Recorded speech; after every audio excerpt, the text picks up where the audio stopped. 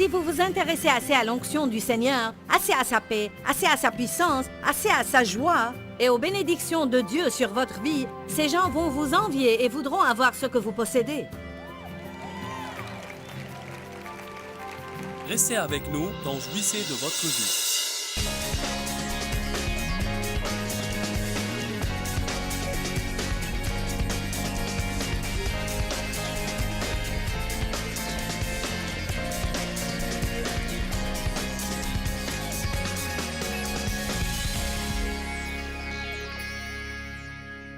Il y a des fois que nous devons payer un prix dans notre propre vie afin que quelqu'un d'autre soit aidé et béni.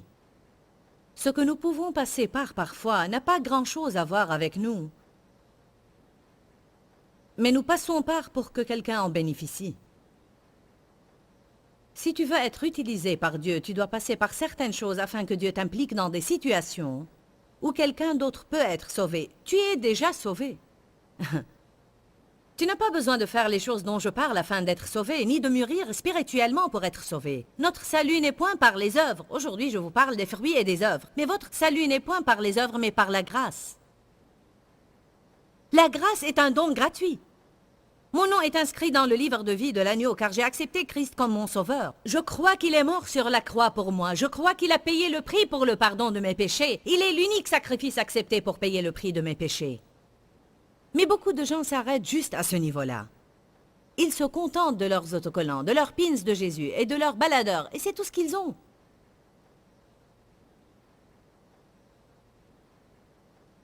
Ils n'aident jamais vraiment quelqu'un d'autre. Ils ne font jamais rien pour quelqu'un d'autre. Ils rejoignent seulement le club Bénis-moi.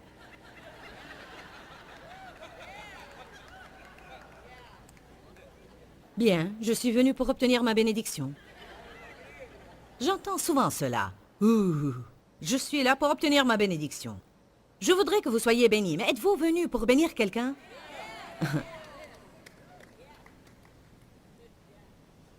Merci, Seigneur. Quand est-ce que nous allons finir avec ce mode de moi, moi, moi, moi? Dieu voudrait t'utiliser pour aider les autres. S'il n'avait pas un but pour toi, il t'aurait déjà sorti d'ici. Ne sois pas ici pour occuper une place. Amen.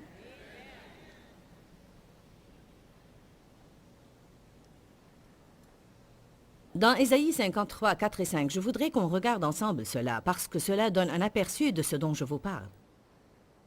Regardez ça, Ésaïe 53, 4 et 5. Certes, il a porté nos souffrances, nos maladies, nos faiblesses et nos afflictions, et il s'est chargé de nos chagrins, de nos douleurs et de nos punitions. Et nous l'avons considéré comme atteint d'une plaie, comme frappé par Dieu et humilié. Mais il était transpercé à cause de nos crimes, écrasé à cause de nos fautes et nos iniquités. Le châtiment qui était nécessaire pour que nous obtenions la paix et le repos est tombé sur lui, et c'est par ses meurtrissures et par ses blessures que nous sommes guéris et rétablis. Jésus a dit, « Suivez mon exemple et faites ce que j'ai fait. » L'apôtre Paul dit dans plusieurs épîtres que les choses qu'il passait par étaient pour le bénéfice d'autres croyants. Paul a été appelé pour accomplir une mission pour Dieu. Il n'avait pas à dire oui. Il pouvait dire non, je ne veux pas faire ça. Mais le jour où le Seigneur lui est apparu sur la route de Damas, et la puissance de Dieu l'a renversé de sur son cheval, il a dit, « Maître, que veux-tu que je fasse ?» Et c'est ce que le Seigneur va entendre de nous. « Maître, que veux-tu que je fasse ?» Me voici, Seigneur, envoie-moi. Fais ce que tu veux de ma vie dans le but de m'utiliser. Je te demande aujourd'hui, veux-tu vraiment que Dieu t'utilise? Je ne pense pas que le Seigneur veut une poignée de gens à travers lesquels il peut travailler. Il veut œuvrer à travers tout le monde. Vous avez tous un endroit duquel prêcher. Ça pourrait être votre chantier de construction ou votre bureau de travail. Il ne s'agit pas seulement de ce qui se passe sur la plateforme. Nous équipons le corps de Christ afin qu'il sorte et fasse le vrai travail du ministère. La plupart des gens qui ont besoin d'aide ne se trouvent pas ici aujourd'hui. Mais vous savez, si vous vous intéressez assez à l'onction du Seigneur, assez à sa paix, assez à sa puissance, assez à sa joie et aux bénédictions de Dieu sur votre vie, ces gens vont vous envier et voudront avoir ce que vous possédez.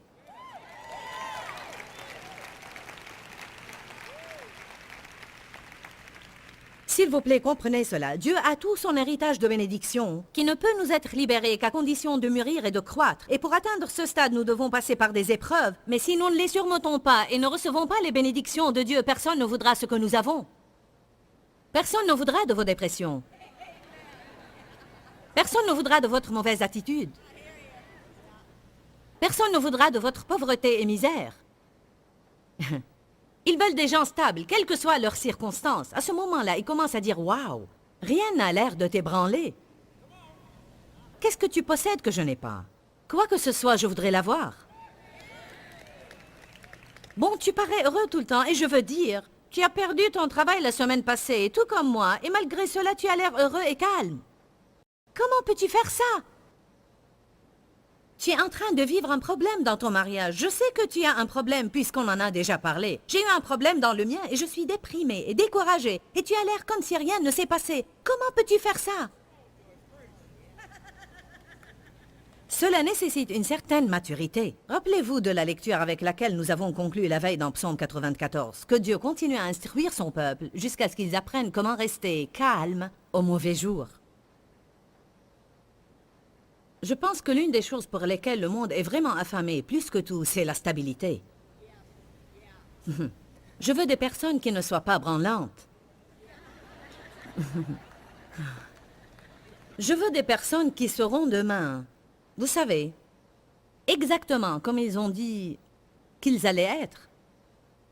Je veux des personnes qui tiennent à leurs paroles et non des personnes émotionnelles. Ouh! Et quand tu as besoin d'eux, tu ne les trouves nulle part. Serais-tu un de ces chrétiens paresseux qui s'assoit et qui dit « Nourrissez-moi » et qui laisse quelqu'un d'autre accomplir le travail, payer le prix, faire l'effort, alors que tout ce que tu fais, c'est engraisser de la parole et ne rien faire avec?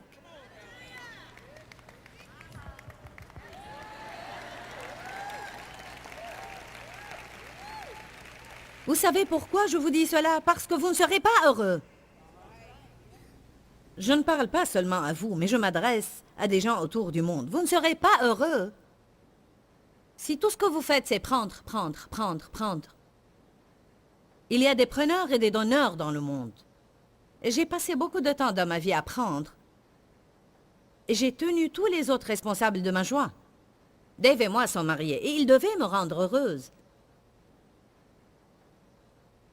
Et c'est ce qui fait que les gens divorcent, le saviez-vous? Car vous épousez quelqu'un et vous lui attribuez la responsabilité de vous rendre heureux. Je voudrais vous dire aujourd'hui que votre joie est de votre propre responsabilité. Ce n'est pas le travail de quelqu'un d'autre de vous rendre et vous garder heureux.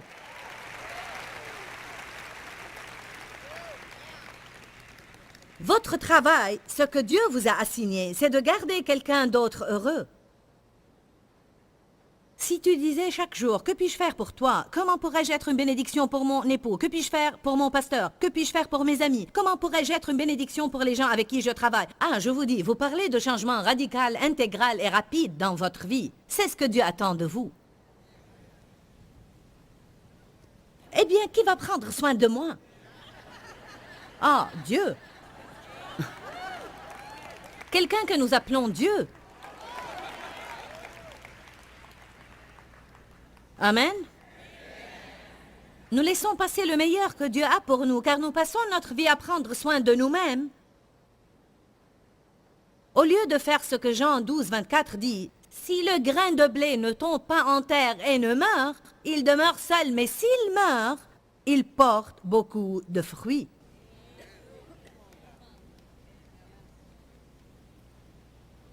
C'est une écriture merveilleuse. Jean 15, 13 dit « Nul n'a plus grand amour que celui-ci, donner sa vie pour ses amis. » Ça ne veut pas dire donner sa vie et mourir. Ça peut mener à cela, mais en vérité, ça parle de s'oublier soi-même, ne pas mener une vie égocentrique et faire son possible pour aider les autres. Et quand tu fais ça, tu plantes une graine. Planter une graine, planter une graine, planter une graine. Un couple qui travaille pour nous se donne vraiment pour les autres. Et ils ont un témoignage magnifique. Ils se sont rencontré dans une maison close où la fille était une prostituée et il était venu là pour ses propres affaires. Ils se sont rencontrés comme ça. Ils se sont aimés, mariés et ont été sauvés. Ils ont commencé à regarder notre programme, écouter nos cassettes d'enseignement et ont fini par avoir un changement majeur dans leur vie. Ils sont venus à St. Louis, ont travaillé avec nous, et ils ont commencé dans un petit département quelque part. Et maintenant, ils sont tous deux dirigeants. Ils vont à l'église dans une petite ville à St. Louis, Dream Center, où on peut atteindre beaucoup de personnes blessées. Et un des ministères dans lequel elle est impliquée, c'est le ministère du vendredi soir pour les prostituées. Ils sortent dans les rues, dans une limousine que quelqu'un a donnée pour le ministère, et ils s'arrêtent à côté de la rue où les prostituées sont. Ils sortent et commencent à leur donner des roses et à leur dire combien le Seigneur éternel les aime.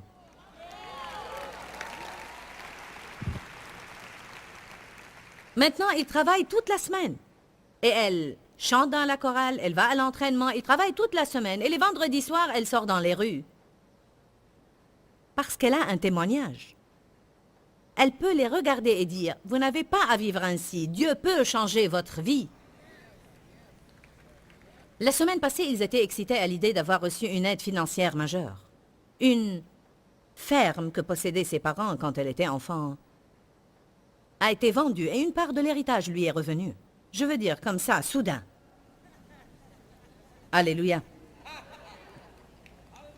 Écoutez bien cela. Vous ne pourrez jamais égaliser Dieu dans ses dons, ni dans les finances, ni dans le sacrifice. Celui qui quitte mère, père, frère, sœur, maison et terre pour mon nom recevra, ici-bas et dans cette vie, des centaines d'autres en retour.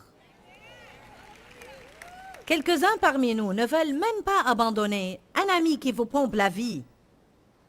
Il vous vole parce qu'il n'est pas là où vous êtes spirituellement et vous le laissez vous épuiser seulement parce que vous ne voulez pas passer une nuit seul chez vous. Mais si vous plantez cela comme une graine, Dieu peut vous donner beaucoup d'autres amis, de bons amis. Mais il faut que vous passiez par.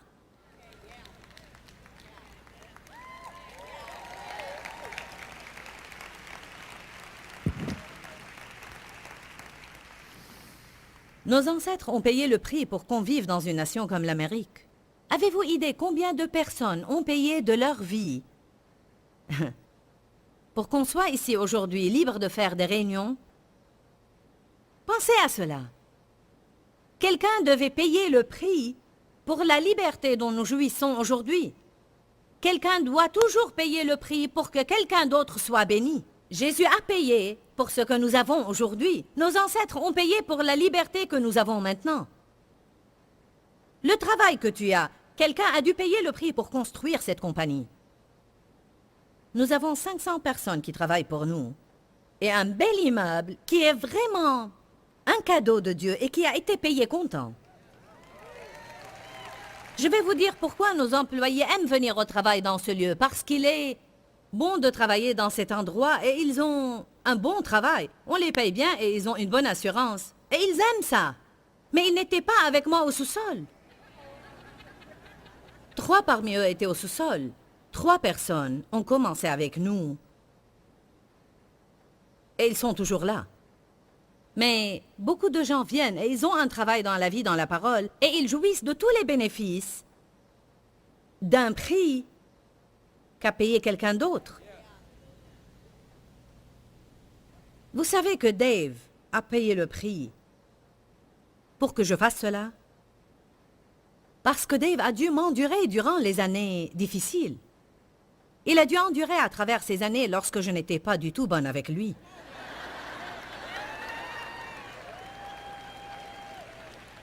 Je reconnais qu'il y avait des moments où Dave voulait tout laisser tomber. Il m'a dit que les 3 premières années, il y avait des moments où il sortait et s'asseyait dans sa voiture et pleurait car il ne savait plus quoi faire. Je me fâchais contre lui pendant 3 semaines. Aucun mot. Parce que tout ce que je savais faire, c'était essayer de contrôler en piquant des crises. J'ai été élevée ainsi. Allez maintenant. J'étais une personne blessante. J'étais confuse et bouleversée. J'aimais Dieu, mais j'étais trop perturbée et désespérée. Quelqu'un devait payer le prix pour me sortir de là.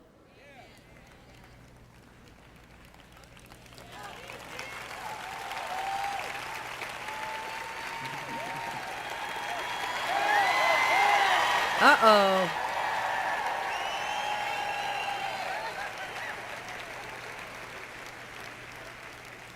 Hey Chris, apporte-moi ces grandes cisailles.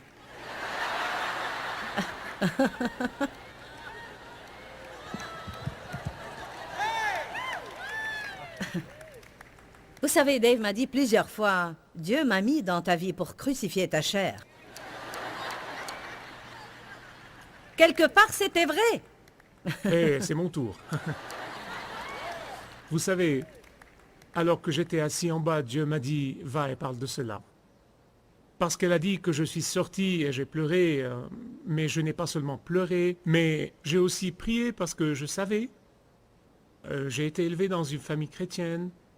Ma mère était très forte de caractère. Et je savais que je ne pouvais l'abandonner. Beaucoup de personnes fuiraient dans de telles situations. Et voilà ce que le Seigneur voulait que je partage. D'autre part, il y avait une bénédiction. Voici la bénédiction, d'accord? Mais beaucoup de personnes passent à côté de leur bénédiction parce qu'ils ne restent pas forts pendant ces périodes. Oui, j'ai versé.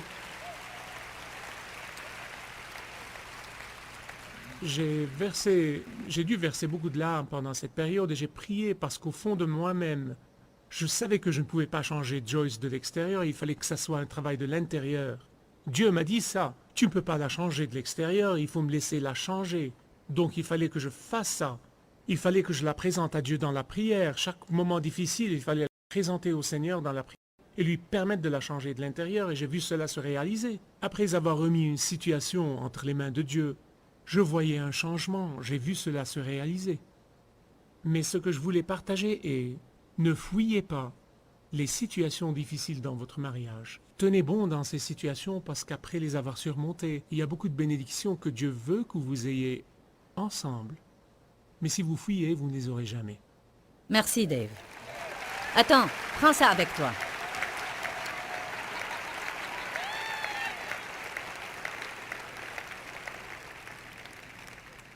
Une des choses que Dave a faites au départ et qui a vraiment crucifié ma chair était que quelle que soit ma colère, il ne me laissait pas lui voler sa joie. Et même à ce moment-là, il était stable, mais sa stabilité me tuait.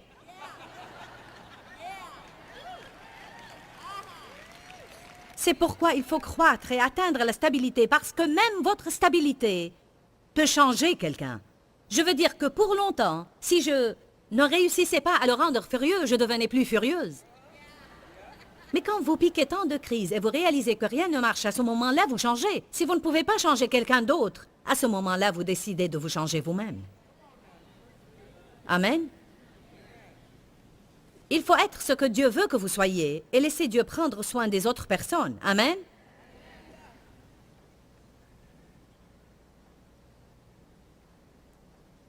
Quel est le prix que nous payons parfois, même dans le ministère? Si vous voulez être utilisé par Dieu, quel est le prix que vous devez payer? Parfois, je dois travailler beaucoup alors que d'autres personnes jouent. Et je ne proteste pas. Je suis bénie et privilégiée, mais si vraiment tu vas être utilisé par Dieu, il faut que tu travailles. Ce n'est pas une question de quelqu'un qui impose les mains sur toi et tu reçois l'onction. Je n'ai pas écrit 52 livres en 8 ans en m'étendant sur un canapé et regardant la télé. La Bible dit « Dieu bénira le travail de vos mains ». Probablement que vous ne voulez même pas voir mon planning pour le reste de l'année. Je ne veux même pas le voir moi-même. Encore un prix que vous devez payer, si vous voulez être utilisé par Dieu, c'est d'être jugé.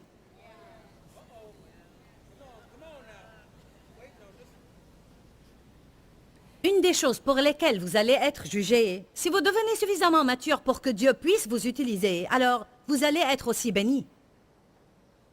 Car les bénédictions viennent avec la maturité spirituelle. Mais les gens jugeront beaucoup vos bénédictions si vous travaillez dans le ministère. C'est la chose la plus stupide que j'ai expérimentée. Si nous sommes supposés être vos leaders spirituels, voulez-vous qu'on vous mène vers la prospérité ou la pauvreté?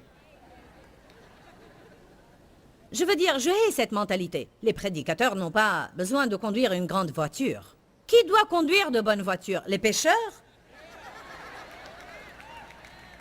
Qui doit porter de jolis vêtements? Les gens qui Visite les médiums, les gourous et les voyants pour avoir leurs informations, ou les gens qui se lèvent et se prosternent tous les matins et demandent l'instruction de Dieu.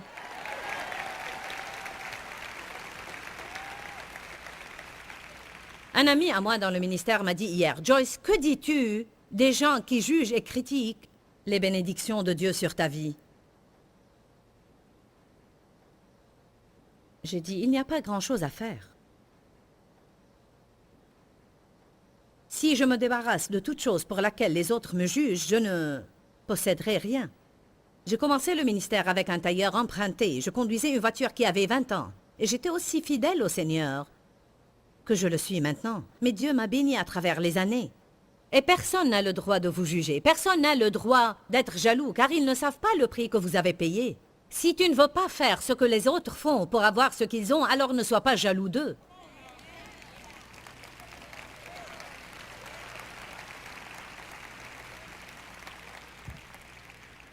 Allez avec moi à 1 Corinthiens chapitre 4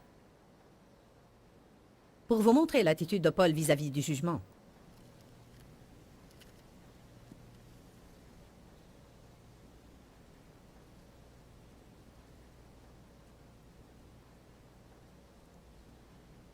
Si vous lisez les versets 1 et 2, vous réaliserez que Paul a été jugé. Dans le verset 3, il dit, « Pour moi, personnellement, il m'importe fort peu d'être jugé et d'être critiqué par vous, et peu m'importe d'être jugé ou questionné par n'importe quelle juridiction humaine. Bien plus, je ne me juge pas non plus moi-même. » Paul est en train de dire, qu'est-ce qu'il veut dire par là? Peu importe ce que vous pensez, parce que je sais bien que mon cœur est juste devant Dieu. Peu importe ce que vous pensez, parce que je sais bien que mon cœur est juste devant Dieu. La Bible dit, il ne faut pas qu'on soit une pierre d'achoppement pour les autres. Et je ne pense pas qu'il faut que vous affichiez vos bénédictions devant les personnes qui n'ont pas ce que vous avez, car cela va les rendre malheureux. Vous ne pouvez pas être affecté outre mesure par le jugement des autres. Dans Galates 6, 17, Paul dit, « Dorénavant que personne ne me fasse de la peine, car je porte dans mon corps les marques de Jésus-Christ. » Il a payé le prix. Amen. Je pense à un autre prix que vous devez payer si vous voulez être utilisé dans le ministère, et c'est que votre niveau privé va être ramené à 0. Bien que je sois une personne extrêmement ouverte, il y a des choses que je souhaite garder privées dans ma vie. Il y a des gens qui veulent prendre des photos de ma maison. Et moi, que faites-vous là? Je veux dire, je comprends tout cela et je ne dis pas que cela me dérange, mais je veux seulement dire que vous allez avoir un autre style de vie si vous voulez être utilisé par Dieu. Ma question est, voulez-vous vraiment être utilisé par Dieu? Comment voulez-vous être utilisé par Dieu? Voulez-vous être utilisé un peu ou beaucoup? Voulez-vous être utilisé dans votre entourage ou autour du monde? Je me rappelle, alors que je conduisais à travers ma petite ville à Fenton, c'était avant que j'aie un grand ministère. Je faisais des études bibliques à cette époque. Et j'avais le désir d'aller partout dans le monde et prêcher. J'ai dit, Seigneur, je t'en prie, je veux voyager et prêcher. Seigneur, je t'en prie, je veux prêcher au moins 12 fois par mois. S'il te plaît, Seigneur. Aujourd'hui, nous avons parlé comment être utilisé par Dieu et je crois que c'est quelque chose auquel on aspire tous. C'est un désir intrinsèque. Seigneur, je veux que tu m'utilises. Je veux que tu fasses quelque chose à travers moi. Je sens toujours que quand le Saint-Esprit vient dans la vie de quelqu'un, il est le consolateur. La Bible dit le Saint-Esprit est le consolateur. Alors quand le consolateur vient habiter en nous, nous allons devoir aider d'autres personnes. Nous voulons que Dieu nous utilise pour aider les autres, mais il y a des préparatifs qui doivent avoir lieu dans notre vie. Je vous encourage à laisser Dieu faire tout ce qu'il veut faire en vous. Ne combattez pas avec lui, ne luttez pas contre lui, ne prenez pas la place du conducteur. Dites seulement, me voici, je veux que tu m'utilises. Fais tout ce que tu veux faire dans ma vie pour me conduire à l'endroit où je peux être utile pour toi. Parfois, j'ai même dit au Seigneur, je sais que tu fais un travail en moi et que je ne vais pas me sentir bien. Même si tu veux me lier à l'autel, Seigneur, fais tout ce que tu souhaites faire de ma vie. Mais je veux que ta volonté soit faite dans ma vie. Priez des prières osées, comme s'il y a quelque chose dans ma vie, Seigneur, que tu ne veux pas, je te demande de l'ôter. S'il y a des gens dans ma vie qui ne sont pas bien pour moi, je veux que tu les enlèves. On passe beaucoup de temps à essayer d'introduire Dieu dans les choses qu'on veut, au lieu de le laisser agir et faire ce qu'il veut et accomplir sa volonté dans notre vie. Si vous voulez que Dieu vous utilise, c'est un privilège. Il y a une importante responsabilité pour chaque privilège. Demeurez dans la parole, parce qu'il y a la vie dans la parole. Que Dieu vous... Pourquoi Seigneur, pourquoi? Dans ce livret, Joyce Meyer nous enseigne à travers la parole comment être délivré de la confusion. Pour obtenir ce livret gratuitement, écrivez-nous à Joyce Meyer, boîte postale 40095-6300 Larnaca, Chypre. Ou bien visitez notre site web www.joycemeyer.org/fr.